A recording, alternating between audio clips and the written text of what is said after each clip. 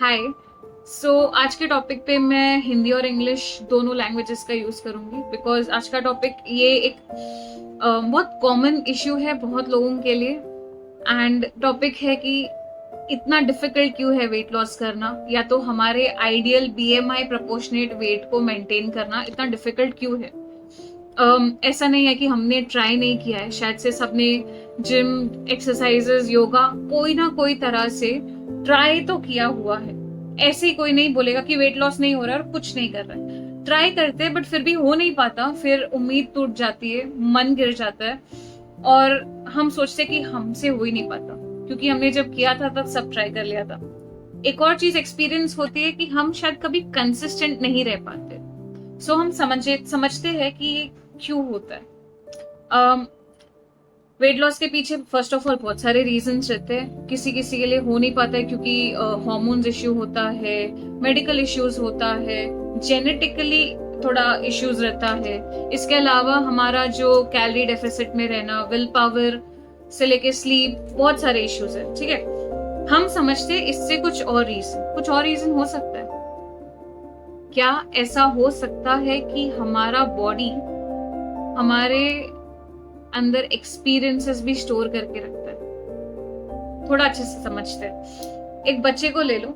एक बच्चा जब धीरे धीरे बड़ा होता है, एक ऐसे एनवायरनमेंट में रहता है जहाँ पे उसे ना रोने दिया जाता हो, वो रोता था तो उसको चुप करा दिया जाता हो, जहाँ पे वो बच्चा शायद स्कूल से आता है और एक्साइटेडली कुछ बोलना चाह रहा है बट उसको सुनना ही नहीं है।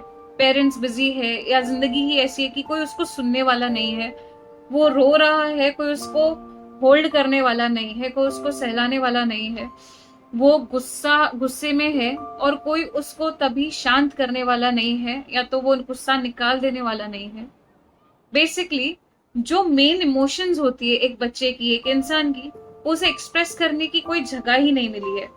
तब होता क्या है? क्या ऐसा होता है क्या कि इमोशंस जस्ट उड़ गए हवा में? नहीं, क्योंकि अब ये रियल लाइफ एग्जांपल से रिलेट करो। आपको रिसेंटली जब भी रोना आया हो तभी ऐसा एक्सपीरियंस होगा, गले में चोक फील होगा, थोड़ा सा दर्द होगा, कुछ कंट्रोल हो रहा है।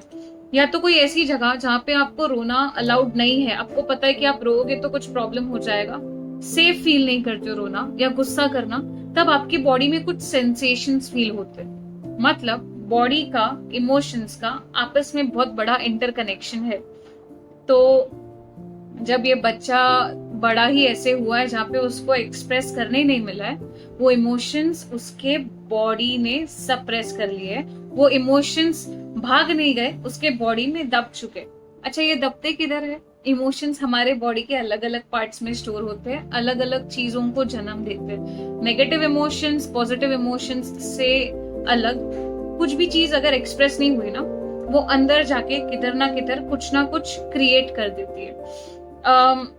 समझे कि ये बच्चे के लिए जब कोई नहीं था, शायद एक खाना ही उसका आसरा था कि हम खाना खाते तभी तो हमें कुछ खाना जज नहीं करने वाला है, खाना कुछ सुनाने नहीं वाला है, तो हम खा सकते थे।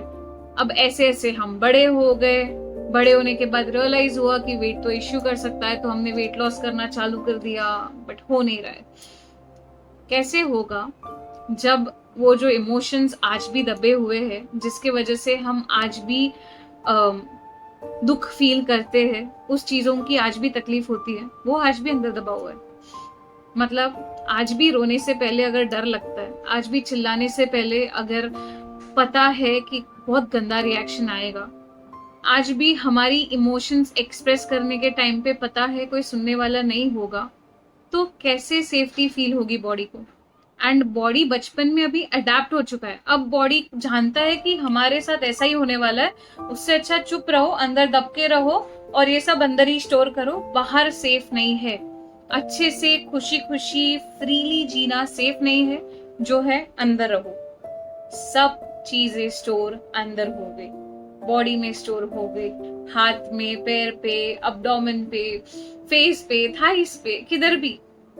समटाइम्स ये स्ट्रेस एक फैट के फॉर्म में भी स्टोर हो जाता है, और अब इसका मतलब ये निकलेगा ही नहीं क्योंकि उसके लिए तो हील होना पड़ेगा। क्या कर सकते हैं?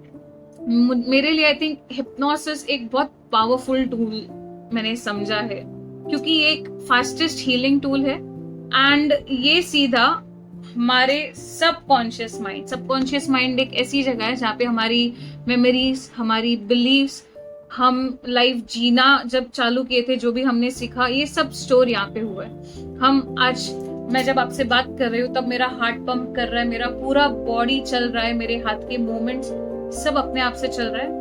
इतनी सारी चीजें चलाने का काम सबकॉन्शियस माइंड करता है। कॉन्शियस माइंड क्या करता है? वो सोचता है, वो एनालाइज करता है, मैं क्या बोलूं, मैं क्या सुनूं, वो सब सेंसेस से सुन के अंडरस्टैंड करके परसीव करता है।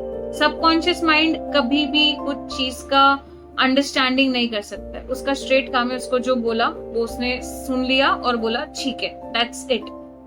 तो हम हिप्नोसिस के थ्रू सीधा ये दिमाग में जाते हैं, सबकॉन्शियस माइंड में। वहां जाके वो जो भी इमोशंस थे, वो जो बच्चे को फील हुए, जो वो एक्सप्रेस ही नहीं कर पाया, सबसे पहले हम उस बच्चे को वो चांस देते कि भाई आप रिलीज कर लो, आप एक सेफ स्पेस में हो।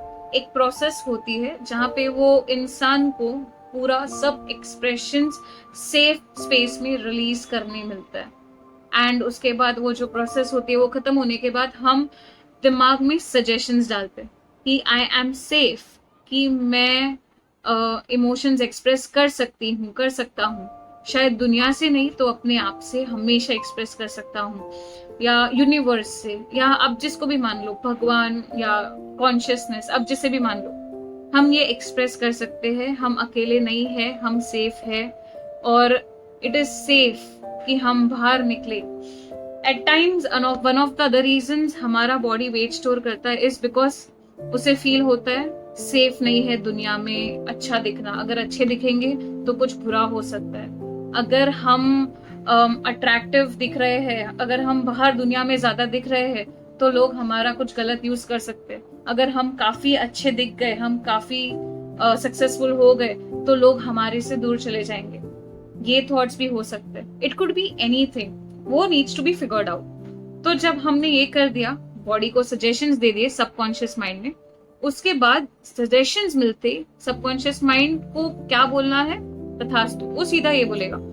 इमीडिएटली बॉडी में नए थॉट्स चालू हो जाते, क्योंकि हम लोग ने दिया है ना कमांड अपने सबकॉन्शियस माइंड में कि we feel healthy, we are loved, we are safe, it is okay to be our proportional weight, whatever we want to say. और इसके बाद आता है थोड़े दिनों का जहाँ पे भी प्रैक्टिस, एंड इमीडिएटली हमारा बॉडी ऑटोमेटिकली अभी ऐसा खाना खाने लगेगा, नेचुरली जैसे वो स्ट्रेस बॉडी से हट जाता है, वैसे वैसे हमारा बॉडी वो जो सप्रेशन है वो रिलीज करता है ऑटोमेटिकली। वेट धीरे धीरे कम होने लगता है कंसिस्टेंटली। हमें कंसिस्टेंसी से डर लगना बंद हो जाता है, क्योंकि हमने वो भी हील कर लिया होता है। So this is how hypnosis works. ऐसे वेट लॉस हमेशा सिर्फ कैलोरीज और विल पावर्स और ये सब से नहीं होता है। वेट लॉस बहुत सारे time, most of the times, कुछ ऐसी चीज है जो हम जानते नहीं। सो आपके लिए मैं एक क्वेश्चन छोड़ के जा रही हूँ। जब पूछा था तब मुझे थोड़ा रोना भी आया था। एक क्वेश्चन है कि बॉडी ऐसा क्या है जो तुम इतने सालों से अंदर रख के बैठे हो और मुझे प्रोटेक्ट कर रहे हो, क्योंकि तुम डर रहे हो कि अगर मैं खुल के जी और वापस हर्ट हुई तो मैं सहन नहीं कर पाऊंगी, इसीलिए चुपचाप इधर ही इसी बॉडी में शांति से बैठे रहना है। ऐसा क्या है? और सोचो क्या जवाब आता है। जो भी जवाब आता है बैठो उसके साथ। Okay, so great. आपको कमेंट करना है, आप कमेंट कीजिए, लाइक कीजिए, शेयर कीजिए, एंड अगर ये हील करना है तो you can also reach out and let's heal together. Bye, take care. Hi.